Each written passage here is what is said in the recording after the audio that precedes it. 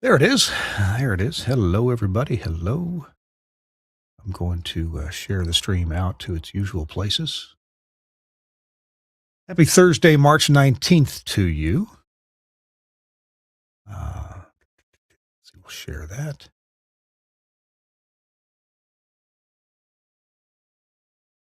And we'll share this over to the Broadcasting Club.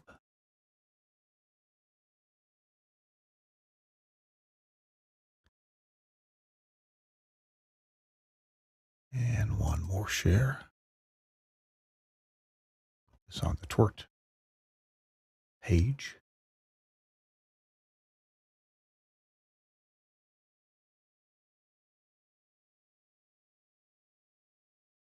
Oh, okay. All right.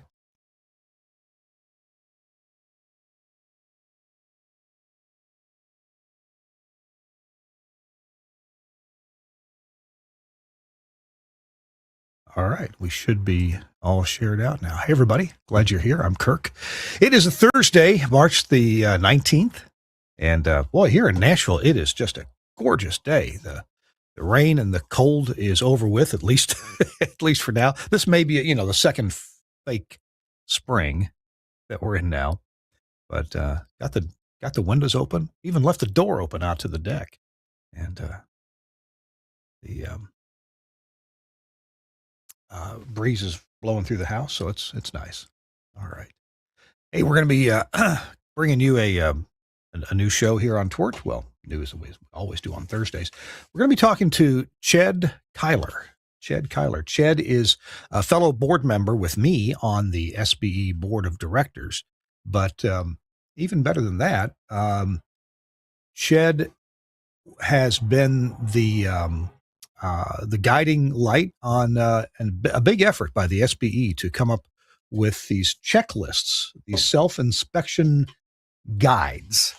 I guess not really a checklist. It's a self-inspection guide to help broadcasters, radio, TV, and LPFM to inspect their own radio stations. The idea here is, well, first of all, to be, as legal as you can, maybe perfectly legal if you are inspected by the FCC. But also, a second purpose is preparation. If you work with your state broadcast association to have an alternate broadcast inspector come to your station. And that's the ABIP program that we've talked about here on the show several times.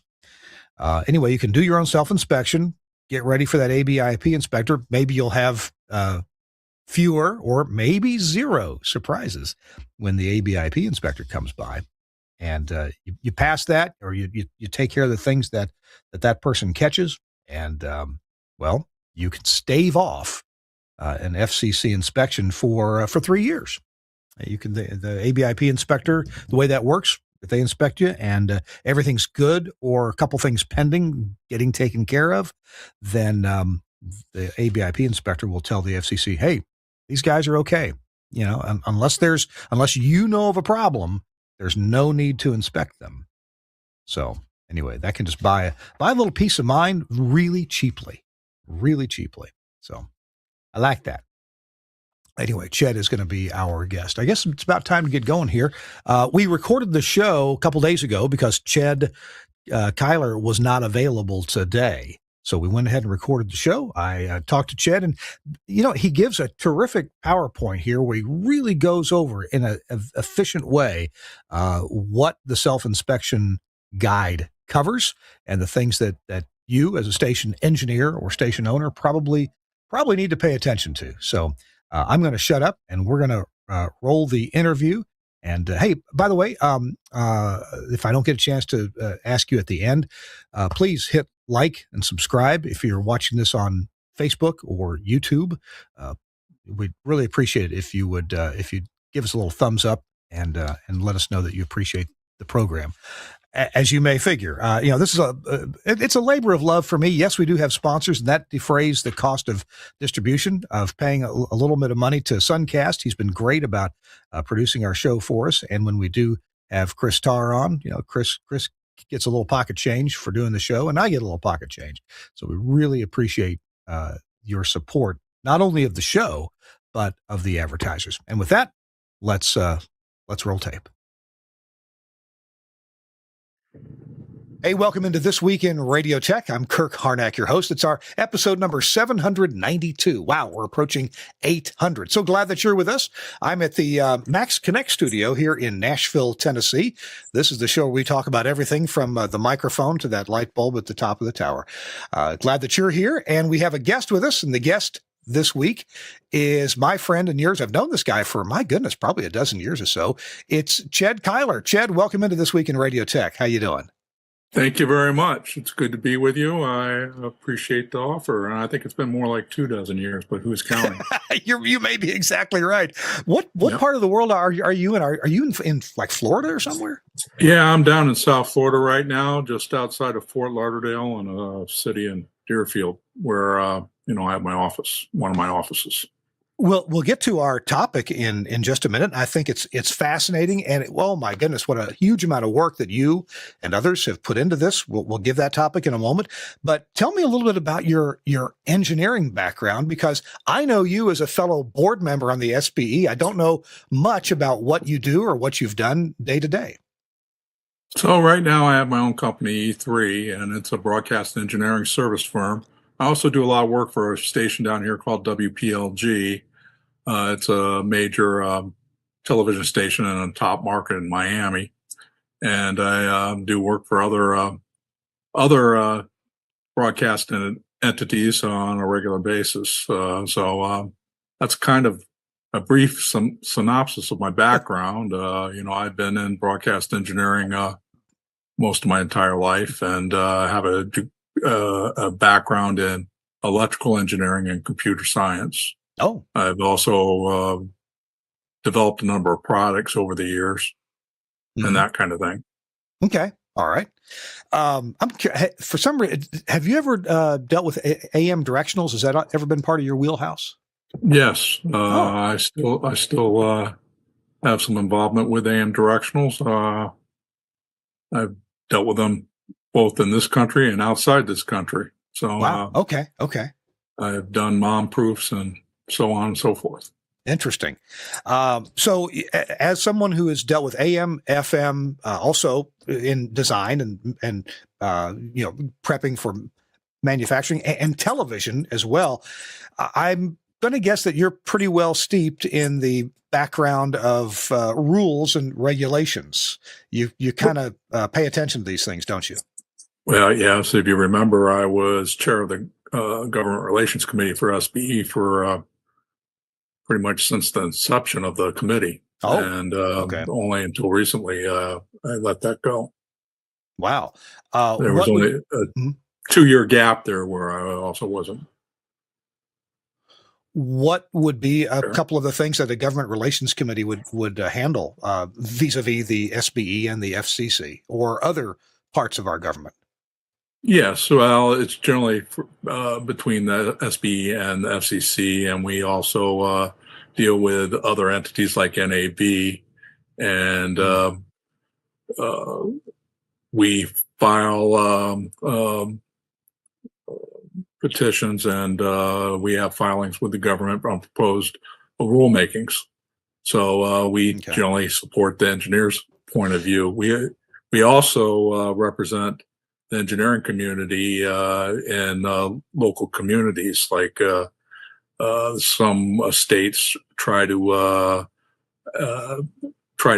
state that broadcasters should have low power certification or permits from their state, and SB feels that that's not the case. You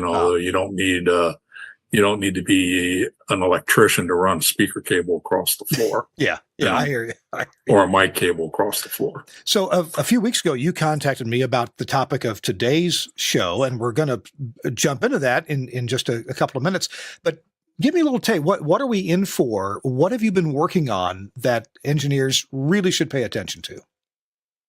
So back in April of 2022, the board of directors of SBE at a board meeting, we were discussing updating the then FCC inspection guides or the alternative broadcast inspectors program, and we decided then that we would produce a guide for that for each of the three major services: AM, FM, and television.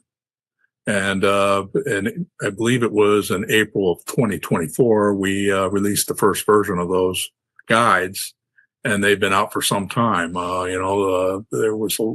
They're free to the public. NAB offers it to their members because we partnered with NAB to produce the guide. So both SBE pretty much wrote the guides themselves. NAB has reviewed them and has had significant input along with other third parties throughout the industry. Awesome. So that's kind of how the guides came about. We're going to be looking at your presentation about these guides, and there are a lot of advantages to broadcasters from a ownership, management, and engineering points of view to be familiar with these guides and look at what's in them, because they can really save you a lot of trouble knowing what to expect, what the FCC is expecting from these guides. Hey, I'm Kirk Harnack. It's This Week in Radio Tech. Ched Kyler is our guest here, and we're going to be looking at his presentation. Ched's going to make a really good presentation to us coming up next, right after this word from AIR that provides a great price on streaming. Hey, it's Kirk Harnack, and I'm here with Ricky Lee, the CEO of AIR. Ricky, you guys make a fantastic automation system, but streaming is a really big deal. Tell me about streaming with AIR. It really is. We've got a beautiful streaming platform with an incredible dashboard with fantastic analytics. And you can buy it for just $20 a month. All you can eat. No limits on bandwidth or bit rates.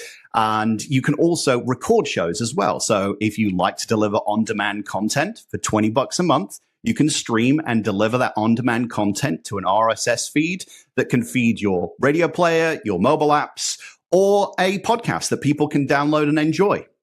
Now, $20 a month, that must be for just some slow MP3, right? No, MP3, AAC, and we also now support HLS, which is big in the industry right now. Wow, that's pretty amazing. How do I start to explore or find out more about streaming through AIR? You go to air.com, AIIR.com/streaming, and from there, with a credit card, you can sign up and get started. Check out air.com, AIIR.com, and they're also the makers, of course, of the Playout One radio automation system, and we use that at our 21 stations. Absolutely love it. Love their support model. It works really well for us. I'm Kirk Harnack, along with Ched Kyler here at This Week in Radio Tech, and Ched, we're ready for your presentation, okay? Let me put that on the screen for us. There you go. Go ahead. Basically, this is a presentation I gave for the SBE webinar series. I gave this a few months ago. This is a very reduced version of that. If people are interested, they can sign up with SBE and view a longer presentation on the SBE webinar series. Good. Okay. So everything we're going to discuss here, we want to remind you that it's no substitute for professional legal advice from your consulting engineers as well as your attorneys, your communications attorneys in particular. So you want to make sure that you follow their advice as they give it. Yeah. So as Kurt and I discussed previously, SBE currently has 4 guides out. There are three of them cover the major services of AM, FM, and television. The 4th guide is for low power television, and that was introduced last year at NAB. The other 3 guides were introduced at NAB in 2024.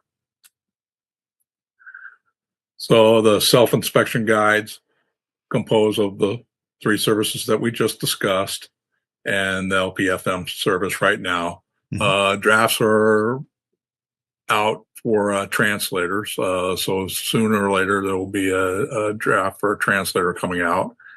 And for those of you that are going to NAB, we will be having a presentation of the guides at NAB, a couple of them. One of them is in room N225. on April 20th at 3:30 in the afternoon.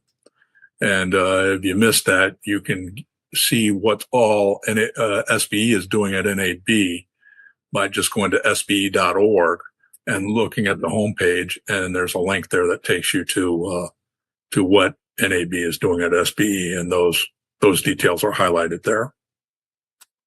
Okay.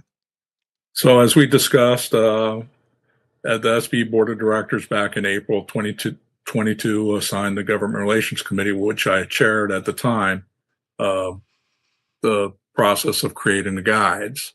The guides now fall under a different committee called the Alternative Broadcast Inspection Program, which is where the old FCC term came from, and the actual program that many of the state broadcast associations run, along with NASBA. This is one that we often refer to as the ABIP, or some people even just call it the ABIP program, Alternative Broadcast Inspection. Yeah. Okay. ABIP is what it's called in slang in the industry, and but it's nice to know what the slang means. Yeah. So, like I said, we put this together with NAB and other subject matter experts as contributors to the guides. The FCC originally started the guides back in the 90s, and they created them and modified them all the way up to about 2003, and then it started falling off with respects to the rules. And so by 2008, there were pretty much no revisions done to the guides that we could find. So that left out digital radio, digital television, IBOC, and all those other issues out of the guides, as well as all the changes that have occurred in the law since then, requiring what stations need to have in their public inspection files and all those kind of issues. So the guides are for engineers and others at the station to do a self-inspection to make sure that they're complying with the rules the best that they can, and to ask questions of their subject matter experts, their attorneys at the station, and their consulting engineers as needed.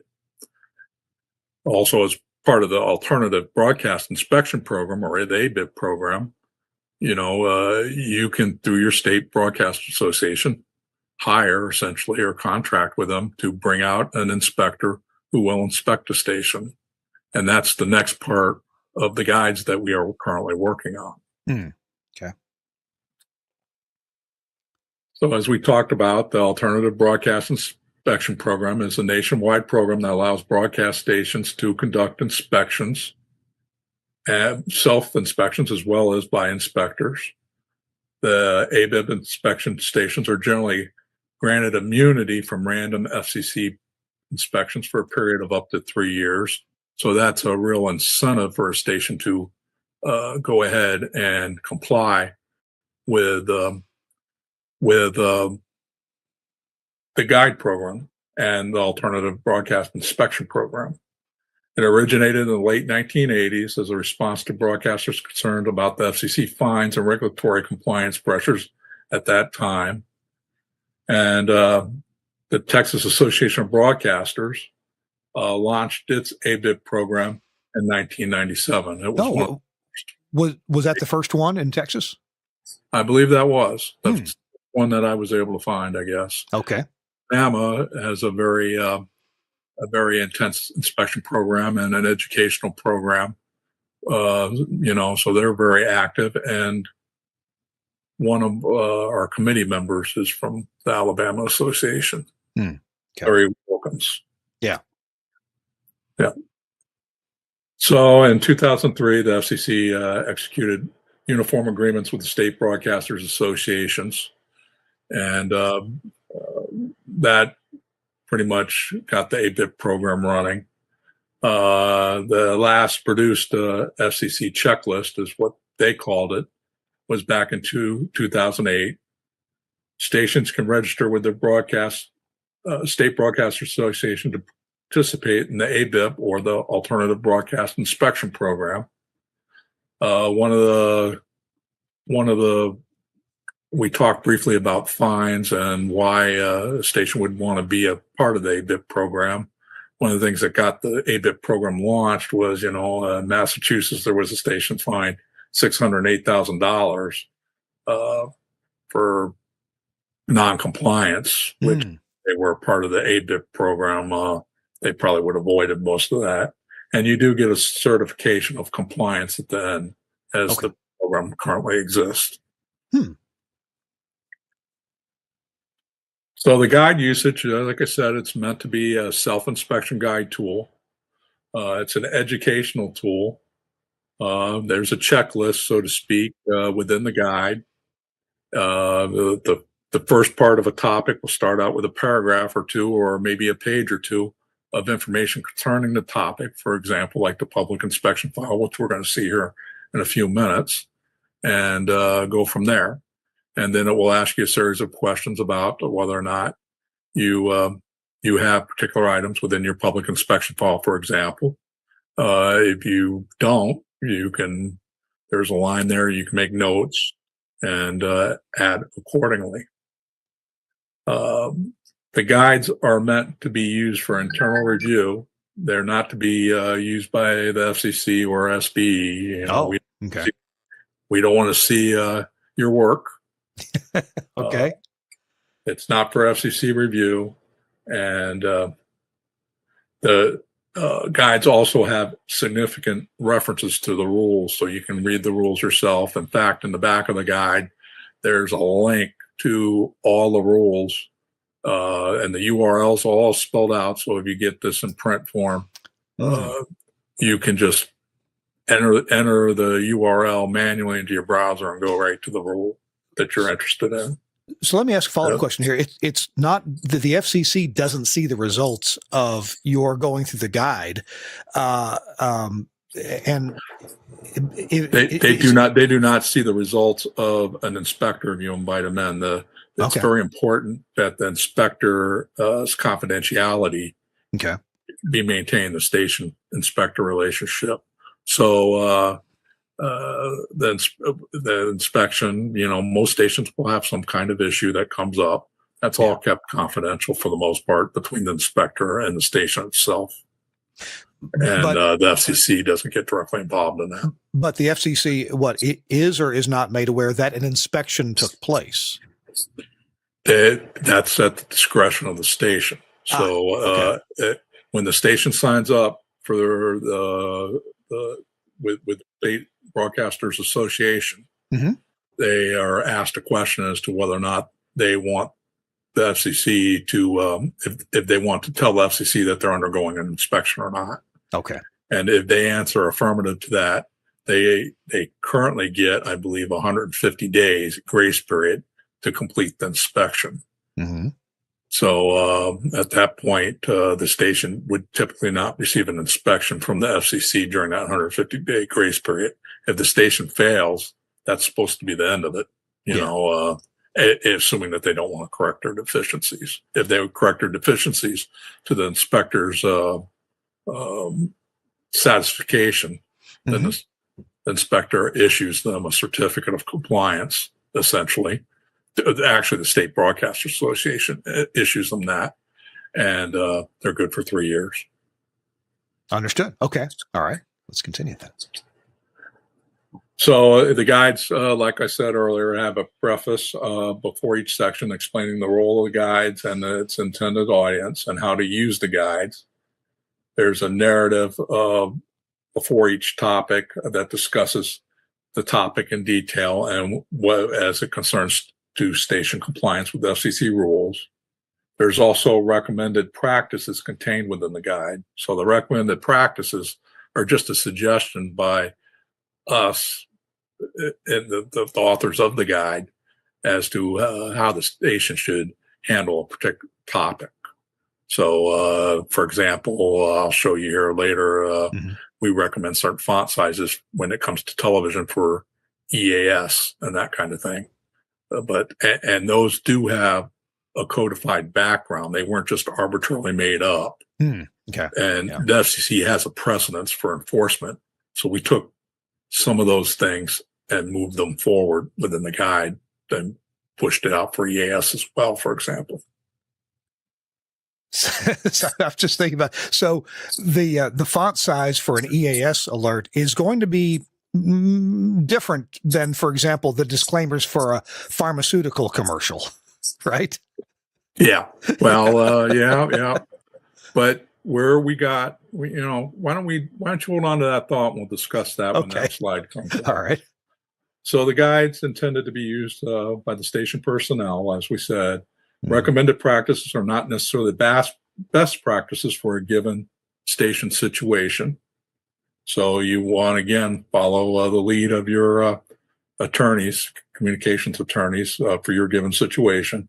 Each station should evaluate the recommended practices for its own applications. So every station is required to have a chief operator designate, and that needs to be in writing. Many stations do not fulfill that requirement properly, and it's codified in the rules and regulations 47 CFR 731870. Also, while you're appointing a chief operator, you should appoint an alternate chief operator in case the chief operator is unable to do its duties. Mm-hmm. And the largest role of the chief operator is to make sure that all the documents and the technical information is in order. So the chief operator would usually be the chief engineer of the station or the director of engineering of the station. Doesn't have to be, but usually you want somebody with a technical background to fulfill that role. Sure. And understanding the rules is a big part of that. So that's kind of what the chief operator designation is about. Also, the chief operator should be appointed by at least the general manager or somebody higher, usually a C-type in a corporation or the owner of the station, by a written letter, so to speak. So here's one of the examples of the self-inspection guide, the SB self-inspection guide. We're going to talk a little bit about this from an FM broadcast station because FM broadcast stations, are kind of in the middle between TV and AM. So we'll touch on everything Chad, there. Let's dive into that after we take this quick commercial break. I know you're in TV and you take commercial breaks from time to time as well. We're talking to Ched Kyler, and there's an E in your name, 2 E's, and I keep wanting to say Keeler, but I'm sorry. Ched was part of coming up with these self-inspection guides from the SBE. They're downloadable from SBE, and we'll have information in the show notes, including links as to where you can get these self-inspection guides. I'm Kirk Harnack. You're watching This Week in Radio Tech. It's episode 792, and we're going to be right back in 2 minutes after this from Broadcast Bionics. Camera One from Broadcast Bionics, designed to bring video to your audio content. Visualizing radio and podcasts for social media. Camera One can automatically create, capture, and brand professionally switched video for live streaming or upload, making your production shareable. Control and configure using a web browser on any device. Camera One is available as a 4-camera or 8-camera system using the Blackmagic A10 Mini range, including the A10 Mini Extreme. You can use cameras to suit your studio and your budget. You'll need 1 camera for a studio wide shot and usually 1 camera per microphone. A standard multi-channel sound card or IP driver monitors audio from each studio microphone, and we work natively with Axia systems. Ideally, this will be a post-fader feed from each mic, although you can use pre-fade audio or a mic split if that's all you have available. These audio levels are used to intelligently switch the video feed when each contributor is talking. You can also group microphones together into one shot and use the audio from a mixer's aux bus.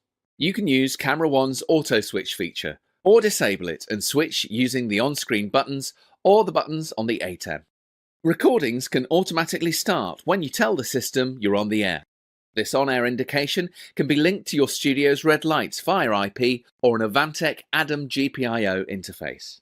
You can quickly browse all the videos that have been automatically created during your broadcast, download them, and post. Camera One is a user-installable system.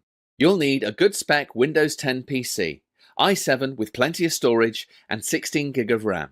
It's better if this machine isn't used for anything else. Remember, you can control the software in a web browser on another device on your network.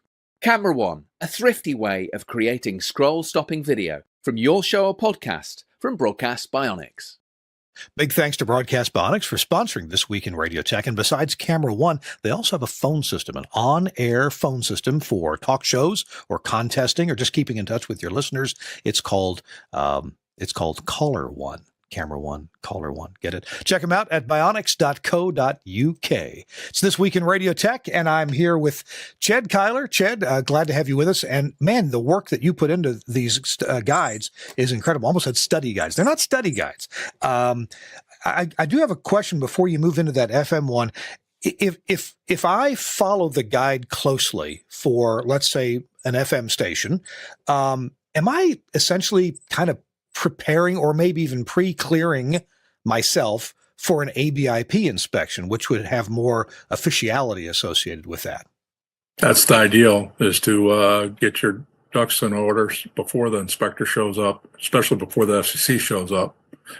So you can take the guide and do your self-inspection of the station and find your deficiencies and correct them on your own.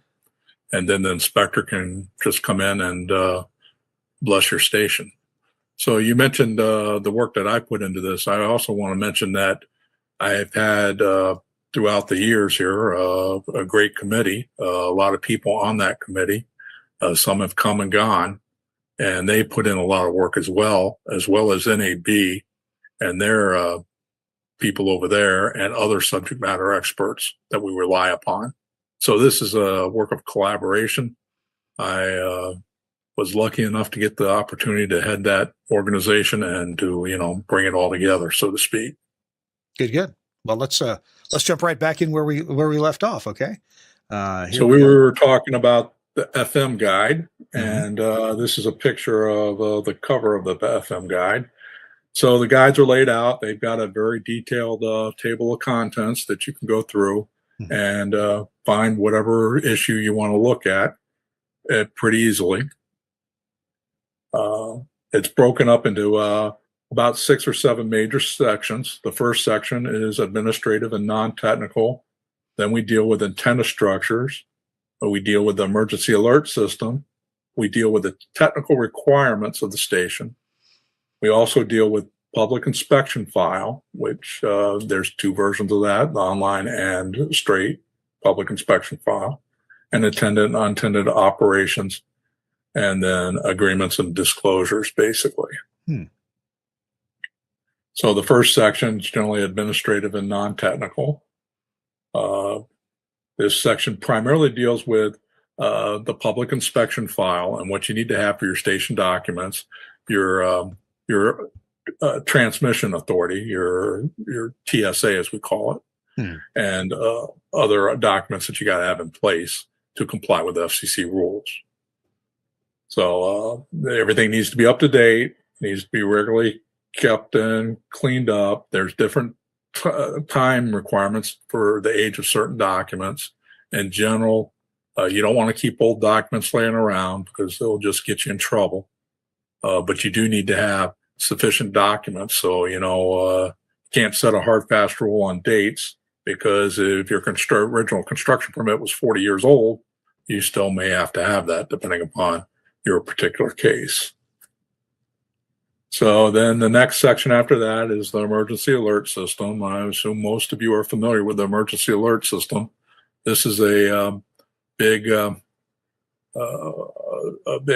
issue of concern with the FCC. So they want to make sure that you're monitoring the right sources. You need to monitor an LP1 and an LP2. You also need to monitor caps through IPOS. So all stations, except boosters and translators, must have some kind of EAS encoder and decoder capability for both sending and receiving EAS messages. And then you also need to maintain the logs as part of your station logs. Okay. The EAS equipment needs to be up to date and certified with the proper firmware, and software needs to be proper to that time. You can't be running a firmware that is 3 years old, because the rules keep changing, and those rule changes are encoded in the software/firmware. Okay. and the station should employ procedures to regularly maintain and update the EAS equipment. So that's generally the role of the chief operator, but he would do that in conjunction with other station management as needed. One real blessing that the folks at Sage have implemented is that if as long as your software's up to date, and of course it has to be, the Sage can produce a log for the week of what it did, and it's nicely formatted and ready for signature. I've seen a copy of this. My business partner takes care of this every week for 21 radio stations, and it's a great feature to have inside the Sage. It makes your log keeping a lot easier. Yeah, it does, and that was a great feature that they added. But I would also add that you probably should still print out the log completely and use that to put on top. And if you notice that there's a signature space on that for the chief operator or whoever's reviewing the logs. Gotcha. So that needs to be done weekly by the chief operator. Okay. Or the alternate chief operator. So that also needs to include our WTs, which are required weekly tests, required monthly tests. And it also needs to include all activations and equipment outages if there are any associated with the EAS. And these logs need to be kept for at least a period of 2 years. A station, as far as the EAS goes, should have a copy of the EAS handbook and the state EAS plan on file. So that's generally kept wherever master control is in your station, and it's available for station personnel to review. These documents should also be located at all the control points. So, if you have a station that's complicated with multiple potential remote control points, then you should have a copy of these documents at those locations. So then another aspect of the guide are the FM technical requirements. So with FM, you need to monitor your power, frequency, and modulation. Many people today don't have modulation analyzers, so it's a little bit problematic. But as long as they can assure an inspector that and the FCC that they're operating within the guise of the law, there shouldn't be an issue. So normal transmitter output power needs to be between 90 and 105% as authorized in your TSA, your broadcast license, or whatever the government document happens to be at the time that you're authorized to operate under. You need to monitor your frequency and modulation to make sure that they're within FCC limits. And you need to be able to show an inspector that you can do this and how you do this. And it needs to be technically sound. And the station should have the ability to continuously monitor these technical parameters at the station. So that's kind of where that's at. Transmitter monitoring calibration, same thing. Only FCC type approved transmitters are type accepted, or supplier declaration of uniform conformity is acceptable. I should point out that these days, with companies like Alibaba or maybe even Temu, it's not that difficult for a station to go and purchase a transmitter that is not FCC type accepted. And not only that, the transmitter might be designed to operate in Europe or someplace else where the FM band, for example, or television or AM is totally different, and those legal requirements are different. So, exactly. The cheap transmitter is not always the best one, and you need to consider value when you make a purchase. Yeah.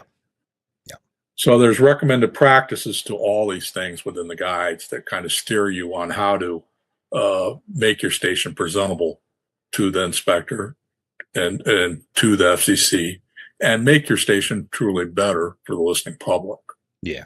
Okay. So another section of the guides has to do with remote control and intended and unintended operations. The guides will inform you and instruct you on how to best deal with remote control operation of your station and what the legal guidelines are within that. So with respects to AM broadcasting, one of the places where the AM guide differs from the FM guide has to do, there's subtle differences in the public inspection file, but most of radio is all the same. Television is different, and there's an addendum for that, basically, within the guides. But the technical requirements for AM are obviously different. Yeah. With AM, you got to deal with monitoring points, and you got to deal with field strength. You got to deal with measuring your directionality of the station, depending upon how your station's classified. If it's a method of moments proof, a lot of those measurements go out of the window. You don't have to do those on a regular basis like you do with a non-approved sampling system for an AM station. And then you also need to demonstrate a proof of performance, which should be part of your public inspection file, so to speak, on the technical side, which has a history of all the measurements, construction permits, and changes like that. And field strength measurements should be logged in some form that's acceptable to an inspector and to the FCC.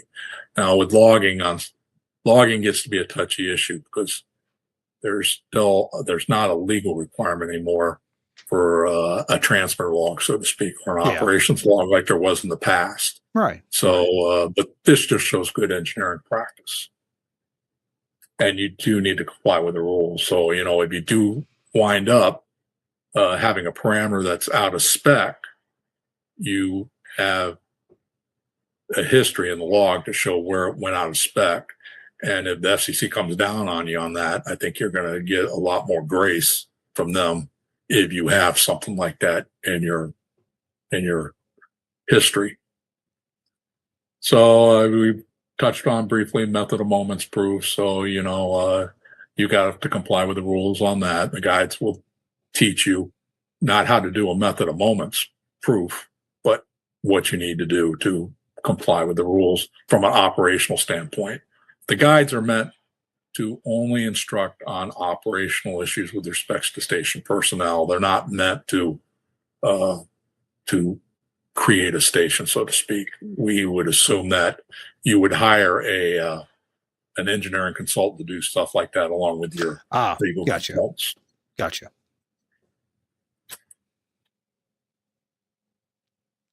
So we touched on, an AM station needs an approved antenna monitoring system and sampling system to measure their directional pattern or their directionality as originated from their towers. So a non-directional station, this is a lot simpler. With a directional station, you need to have this type of equipment to comply with the rules. And it needs to be operational, and your antenna monitoring system should match your TSA, your station authorization, which is generally on your broadcast license. So these are items that an inspector is going to look for. And if you've changed your monitoring system for some reason, then you need to update your documents. You need to update what the FCC knows about those kind of things.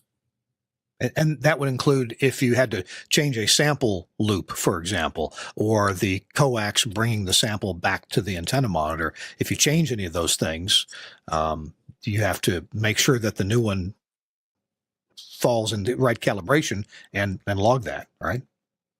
Yeah, and it needs to be in compliance with whatever the construction permit was originally, whatever the application for the broadcast license or the authorization document says.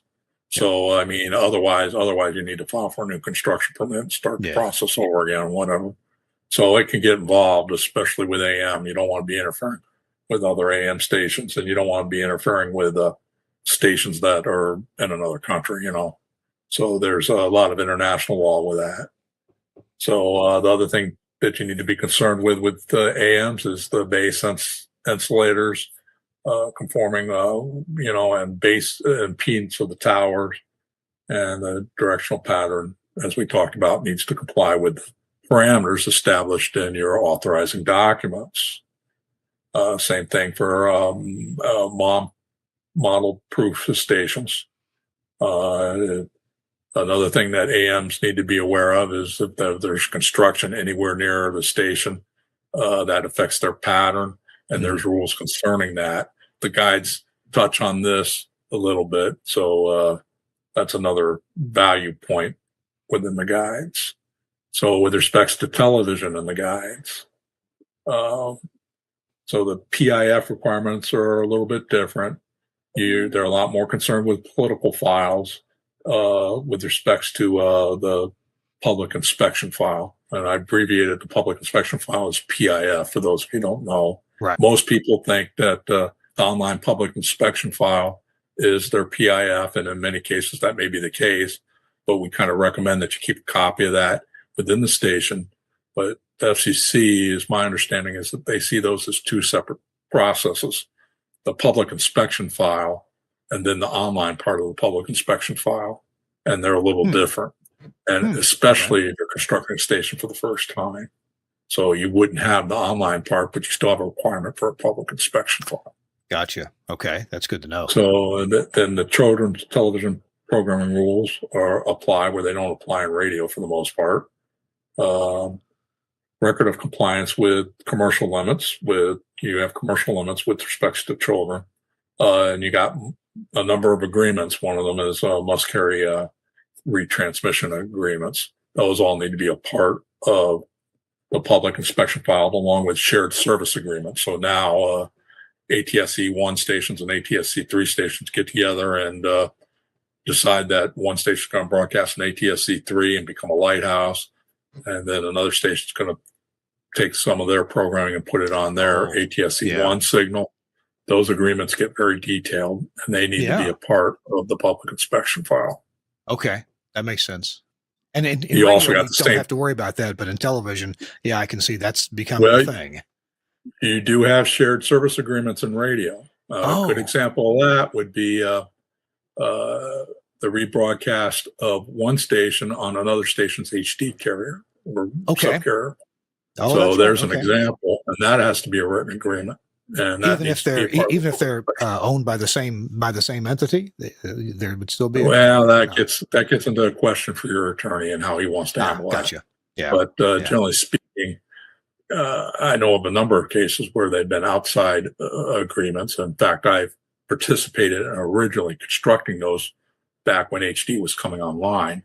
And when we went to the FCC, they wanted to see an agreement, and it becomes a public inspection file. So the other thing, too, is children's programming requirements. Station needs to have an average of 3 hours per week of core children's television programming. You don't have that requirement in radio. And it's got to add up to 156 hours per year or more. So those are some things to watch out for. So the guide gets into all these details and recommendations about that. Television EAS is a little bit different than radio, but you got the visual component, and the visual component is pretty important. So again, all TV stations need to have EAS encoders and decoders that are capable of sending EAS messages based on the EAS protocol, both orally and visually, which makes sense. So you were asking earlier about the font size. Well, here's the recommendation that we give in the television guide. This is one example of a recommended practice, and this is based on the guides for political advertising.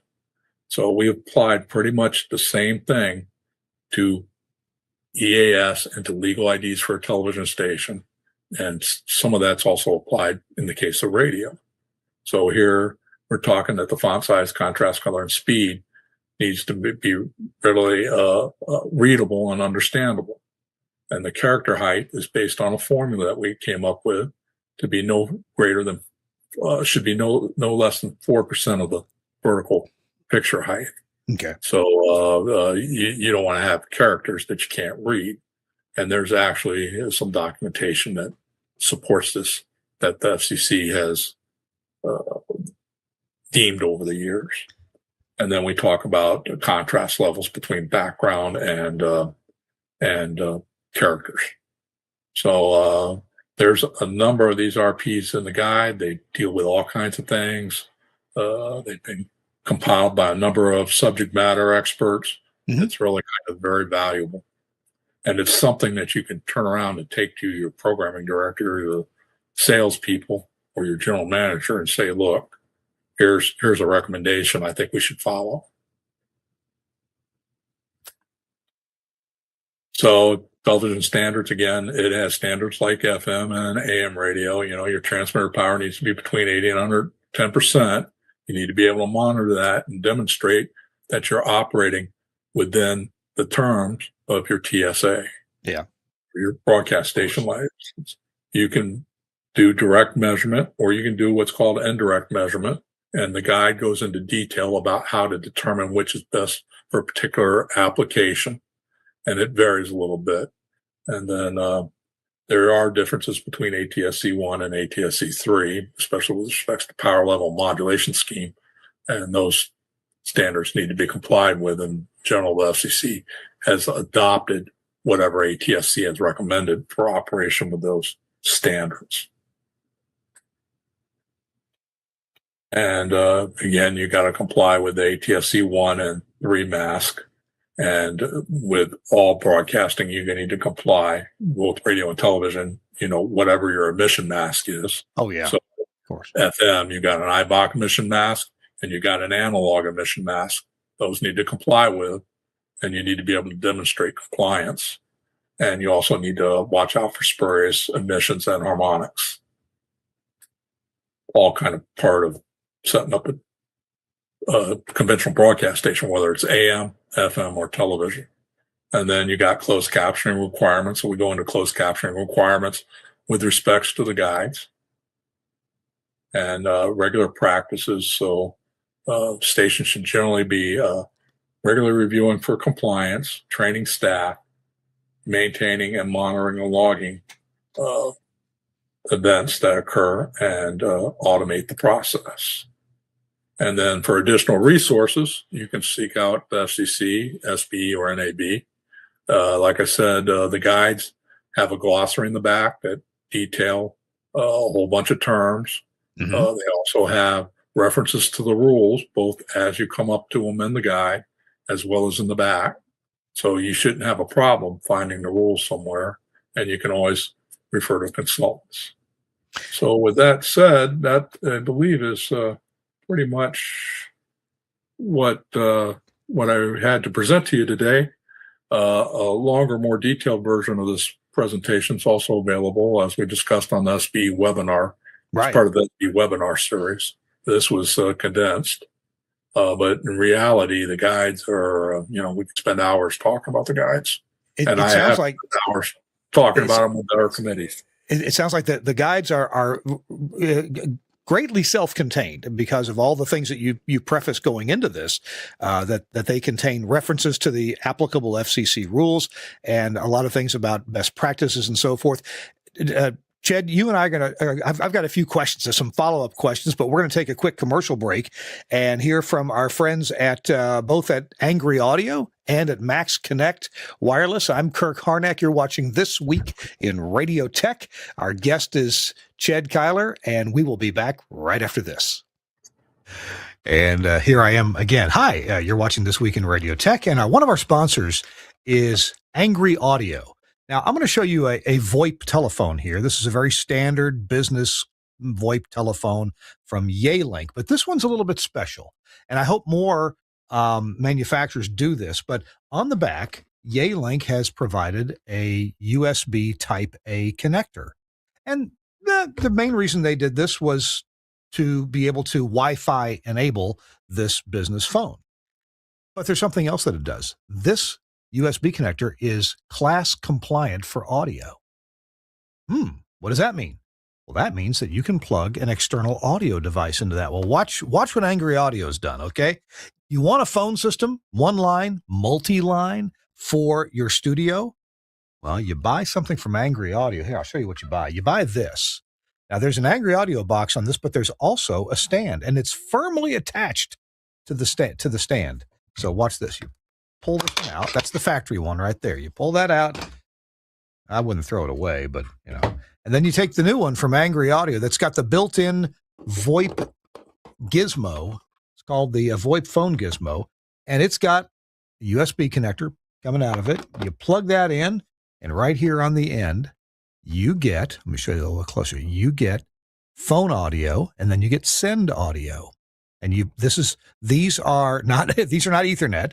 These are Studio Hub connectors. So you just plug your Studio Hub adapter or your Cat 5 cable into there, and run that back to your Axia X node, or break it out to XLRs. They have cables to do that, or to your Wheatstone blade, whatever you got, and voila, whatever you pick up on here, and this works. I've tried it; it's amazing, and you don't actually need technically a phone hybrid, because these phones are already two-way digital. They're not trying to impress both sides of the conversation on a pair of copper wires.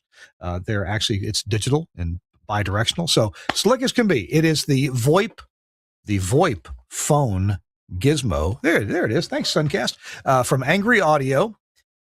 And you know what? Check out the deals from available from Angry Audio and in cooperation with Max Connect, with your dealer. You can actually, if you're unfamiliar with getting VoIP service, they'll arrange that for you for one price. You get like a year of VoIP phone service and the VoIP phone gizmo, and all you got to do is plug it into your network that goes to the internet, and voila, you've got it. They give you a phone number. If you know what you're doing, you can port an old phone number to it. Anyway, it's really cool. Thanks a lot. Angry Audio. Go to angryaudio.com to look that up. Appreciate it very much. Hey, the other thing I want to talk to you about is indeed from Max Connect. We talked about that a minute ago. Max Connect has this device in cooperation with Audio Science, the people that make the best sound cards in the world. In cooperation with Audio Science, they have this device. It's a multi-tuner, and it's flexible in size. You don't have to fill it all up with tuners. You can go from 4 tuners to 8 to 12 to 16. So it comes in blocks of 4 tuners. Well, there it is right there. And that one's fully populated. We're showing on the screen. The different types of tuner cards, you can see right there, they're listed on the Max Connect website. You can get AM, FM weather band, AM, FM, and also with HD for AM and for FM. You can get also a separate antenna input for AM and weather band, and you get separate antenna inputs for AM HD and FM HD. Okay, it's a little bit complicated, I know, but then when you install this into the frame, and it comes however you order it, you get this web-based interface. And this web interface, this is so cool. If you're listening to an FM station with RDS on it, or an HD station with pad data, then you can see that displayed. It gets decoded and displayed right there. So you can check for the veracity and the accuracy of your data. You can listen remotely to any of the tuners, and look at the graphs that it provides for you. This is all built in the web interface. You can go look at the signal quality and all different aspects of the signals over time, which is a really big help in troubleshooting. This is the RMT416. It's a 1 rack unit device with from 4 to 16 tuners in blocks of 4, and it's available from Max Connect. Go check out the website Max Connect. I know it's funny, the original English words weren't available, so check them out. MAXXKONNECT. By the way, next week on this show, we're going to be at Max Connect talking about used equipment and when it's maybe a good idea to buy used equipment and maybe when it's not a good idea to buy used equipment. So check us out next week. Thanks a lot, Max Connect, for sponsoring This Week in Radio Tech. And now back to our interview with Ched Kyler. Hey, welcome into This Week in Radio Tech. I'm Kirk Harnack, your host. It's our episode number 792. Wow, we're approaching 800. So glad that you're with us. I'm at the Max Connect studio here in Nashville, Tennessee. This is the show where we talk about everything from the microphone to that light bulb at the top of the tower. Glad that you're here. And we have a guest with us, and the guest this week is my friend and yours. I've known this guy for, my goodness, probably a dozen years or so. It's Ched Kyler. Ched, welcome into This Week in Radio Tech. How you doing? Thank you very much. It's good to be with you. I appreciate the offer. And I think it's been more like 24 years, but who's counting? You may be exactly right. What part of the world are you in? Are you in like Florida or somewhere? Yeah, I'm down in South Florida right now, just outside of Fort Lauderdale, in a city in Deerfield, where I have my office, one of my offices. We'll get to our topic in just a minute. I think it's fascinating, and oh my goodness, what a huge amount of work that you and others have put into this. We'll get that topic in a moment. But tell me a little bit about your engineering background, because I know you as a fellow board member on the SBE. I don't know much about what you do or what you've done day to day. So right now I have my own company, E3, and it's a broadcast engineering service firm. I also do a lot of work for a station down here called WPLG. It's a major television station in a top market in Miami, and I do work for other broadcast entities on a regular basis. So that's kind.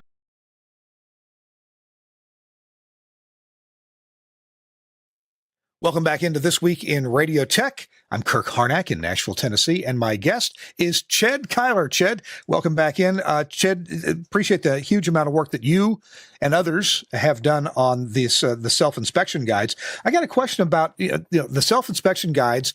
You can download them if you're an SBE member. Log into the SBE.org website, go to resources, and see these self-inspection guides. The ABIP inspectors, those that are typically, designated by a state broadcast association, or SBA, I think as sometimes we abbreviate them. Are they transitioning to these guides, or are they, what's the status of ABIP inspectors and these self-inspection guides? We would like for them to transition to the guides. We see that there's a pretty big problem between inspectors and the industry.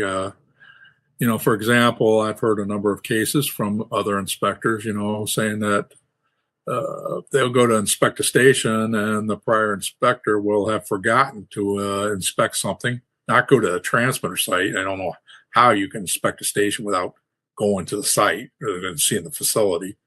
And when they bring up what might be considered a violation or an issue that's documented, for example, in the guides, the common response back from station management is that our previous inspector didn't have this issue. Why is that? Well, the previous inspector may have lacked some knowledge on certain things. They may have just gotten a little sloppy. Who knows? That seems to be a problem within the industry, and that's one thing that we're looking to correct with the guides. If everybody uses the guides, everybody will be on an equal playing field, and then there will be a standardization throughout the industry. And we think that that's a positive. To have one station doing everything right, while the next station over here is doing everything wrong, and having an inspector sign off on both of them is kind of not really acceptable to a self-policing industry, as the FCC has tried to set up here.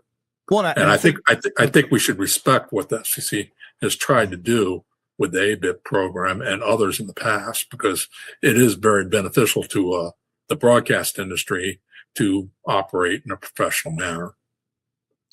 This seems actually not too different from if a station gets inspected by an FCC inspector, and the FCC inspector, dings you for, 2 or 3 things, and you fix those, and another FCC inspector comes in and I mean, the first FCC inspector could miss some things. He's not necessarily looking for everything. He's looking for maybe the things he's been asked to look for at this point in time. Whereas your self-inspection guide is pretty thorough. Not everything, but it lets you focus on the things that may be important and gives you resources to help evaluate if you're in compliance or not. Have I got that kind of right? I think you got that pretty correct. I mean, we think the guide is pretty thorough and everything that you need for an inspection of the basic operation of a station. We did leave out certain things. For example, when you file for a non-commercial FM license or application for a construction permit, you have to put certain documents together. You might have certain pledges that you need to meet. So we see that outside the context of the operation of the station. So we excluded things like that don't really apply or that are very limited and have to do more with the construction of the station per se. And you would generally have other more knowledgeable people involved and could handle a particular situation. But the guide is meant for a station engineer or a station employee to do a self-inspection of their own station and bring it better into compliance with FCC rules based on what the guide shows. Now, I want to be clear that doing your own self-inspection, and let's say that you pass or you correct everything and then pass, basically everything that's in the self-inspection guide, that's still not the same thing as an ABIP inspection, right? No, that's not, because the ABIP, you're correct. The ABIP inspector is going to have experience doing this, generally speaking, and he should be consistent. And it's always good to have another pair of eyes looking at your station. So, plus you get, with the ABIP program, you get a 3-year waiver of random FCC inspections, generally speaking. So, they generally have to have cause to come and inspect for something. So it doesn't eliminate the inspection process totally by the FCC, but it does give you some breathing room. And I think that an FCC inspector, if they were to find something, I think they would be reasonable if they saw that you were making an effort to try to correct your problems. And that's part of what the ABIP program's all about. So it's a self-policing program that the industry does to, better govern the industry in general. Many stations now are unmanned a lot of the time, or they're very lightly staffed, including stations that I'm part owner of. But I'm guessing that the rules still apply. You still need the operator, the designated operator, right? The designated chief operator, and you still got to comply with all the other rules. The rules say very plainly that somebody needs to be appointed a chief operator of a station. And as long as it's a broadcast station, you need to have that person. And it could be the owner of the station for all FCC cares. Mm-hmm. But like I said earlier, they do need to have a technical background to do this process properly. If you're appointing a janitor to be your chief operator, then you're gaming the system. Yeah. Yeah. And would I be correct in thinking that typically a contract engineer who a station calls in to fix something only when it's broken, that person's not functionally in a good place to be designated as the chief operator? No, that's a problem. The chief operator should generally be an employee in some form of the station. And the other problem is that they would be expected to have regular business hours. So, if the FCC shows up, they're going to ask for who the chief operator is, and they're going to look for the designation letter. If that doesn't exist, then you got a problem right there off the bat. It seems to me that it used to be that the chief operator designation was on a visible letter posted somewhere. Is that still the case, or can it be in a file somewhere? Well, we generally recommend that it probably be posted so, all other station employees know who this person is. That's one benefit of it. It also gives that person some authority with respects to maintaining the logs and those kind of things. If you have to deal with multiple employees in the station, they all know who he is and what his purpose is.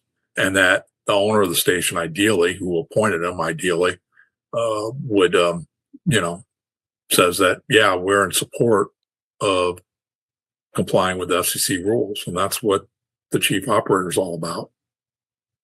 Gotcha. Understood. We're after our last commercial break, we're going to have a tip of the week, or maybe a tip of the study guide, or a study guide. I keep saying stuff. A tip of the self-inspection guide from you.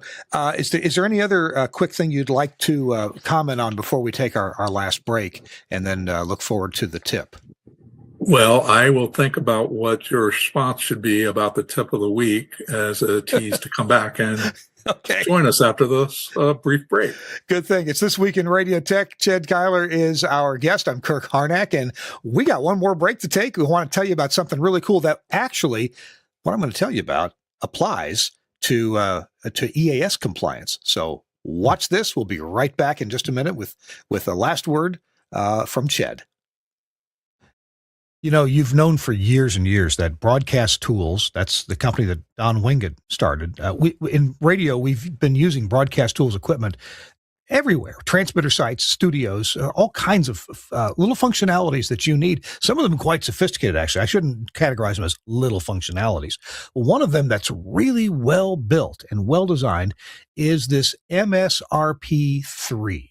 What is that? It's a 3-station analog stereo EAS relay panel. Hey, more and more we've consolidated several stations into one building, one studio area, one studio building, and we have EAS requirements. We need to get EAS out. Now, if our stations have largely overlapping coverage, and we can cover the our coverage area equally with several stations, well, then you should be able to put these EAS messages all at the same time on several stations, and that's what this 3-station analog stereo EAS relay panel does. It's the MSRP3 from Broadcast Tools. Now, I have put in a number of these at my stations, and older ones. I've got some other brands as well here and there, and a lot of these aren't being made anymore. You want to get one made? Oh gosh, don't lash one up yourself. That's a fool's errand.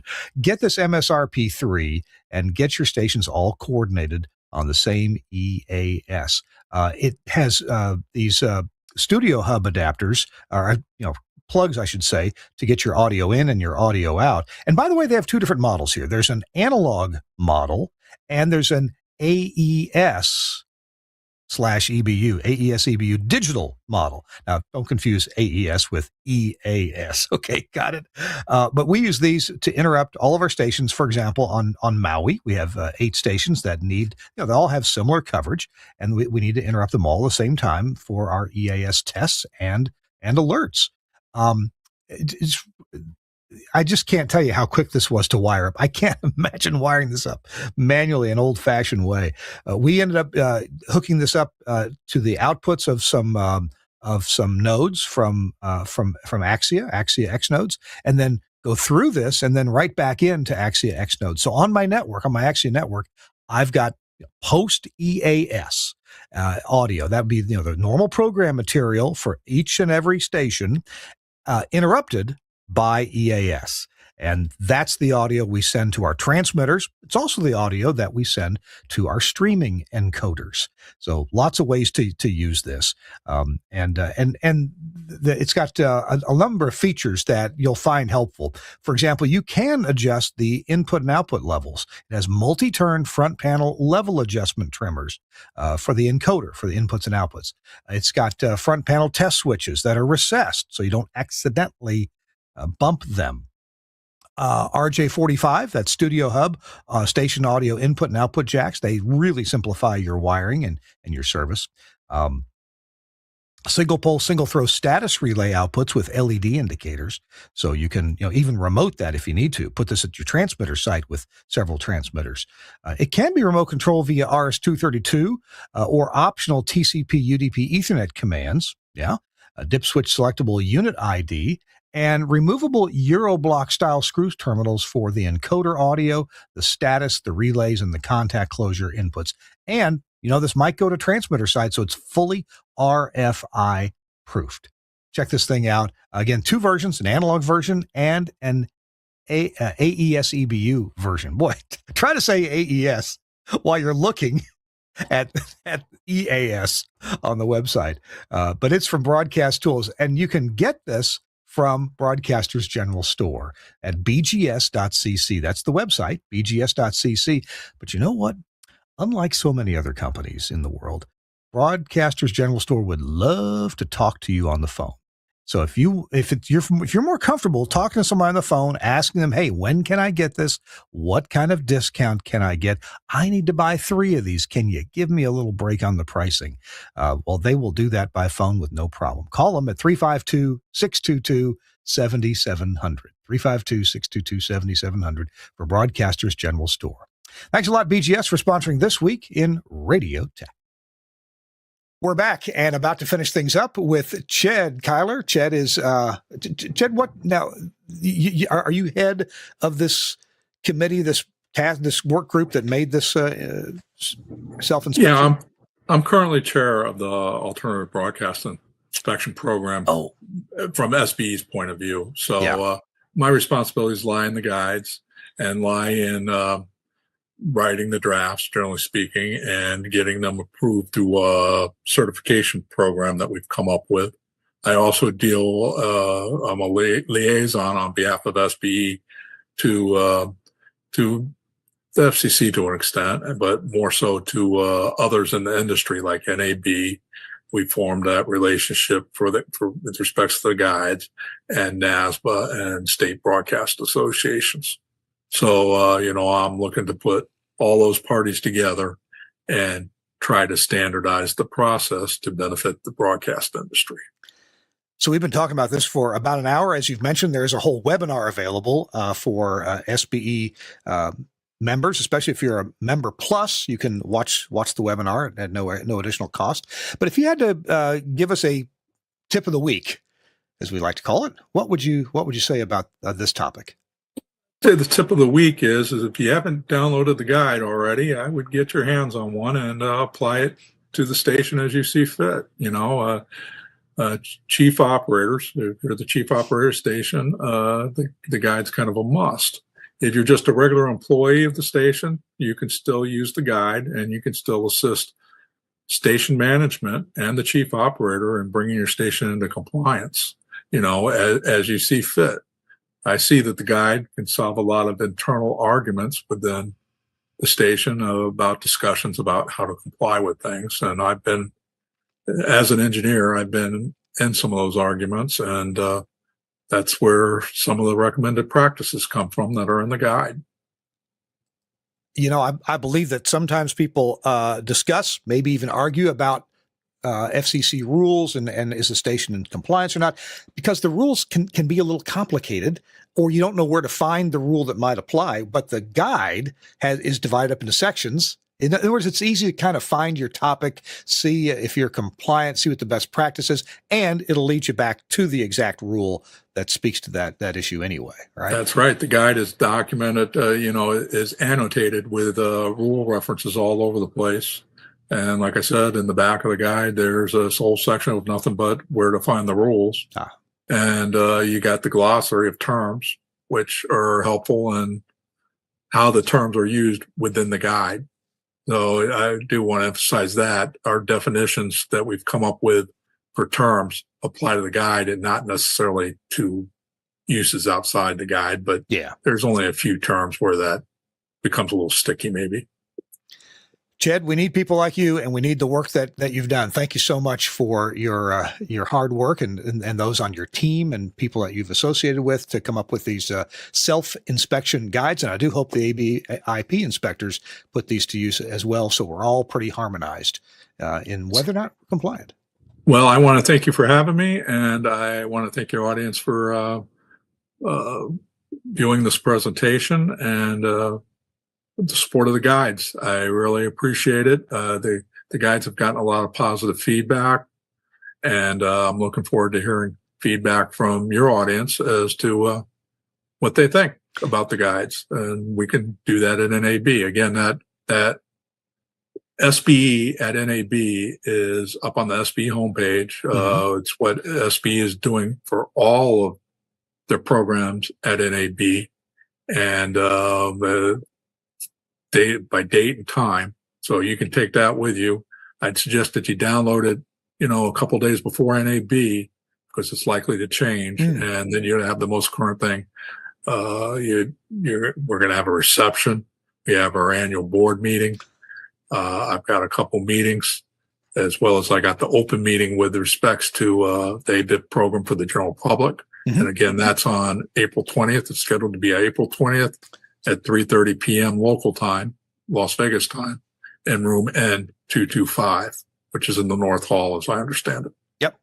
Second floor North Hall. You take that elevator up and you can find it quite easily, N225. The other thing is I'm told that you don't need any special credentials to get into that room. So I believe it's open to everybody. Even if you don't even have an exhibit pass, I think you can get into that room. But We'll have to see how we're surprised by that statement. So I can leave my Costco executive membership card at home. I won't need it to get in. There you go. Into this one. That always gets you some more. Jed will have a link to the guide download page at spe.org in the show notes, but you do need to be logged into the SPE website in order to download them. So True. And so if you're a SBE member, no problem. You can log right into that SBE website. Jack, thank you for joining us. And we got to go. So I appreciate your hard work. Again, I want to thank you, and I want to thank our SBE members for continuing to support the project, the projects like this that SBE is behind. All right. Well, thank you, Ched. And I'm Kirk Harnack. Hey, want a big thanks to Suncast for putting this show together and getting everything assembled right. I appreciate that. Thank you, Suncast. Also remind you that we will be broadcasting twice from Las Vegas once just before NAB. We're going to be at the Public Radio Engineering Conference from the Tuscany Resort Casino Hotel and Lava Bar. We'll be doing that just before NAB. And then we'll be doing our show. Usually we do it on Thursdays, but NAB ends on Wednesday. So we're going to do the show on Tuesday from the Max Connect booth, which is in the Central Hall. We'll see you there. We'd love to have a studio audience. Love to have you there, and we'll see you. We got to go. We'll see you next week on This Week in Radio Tech. Bye-bye.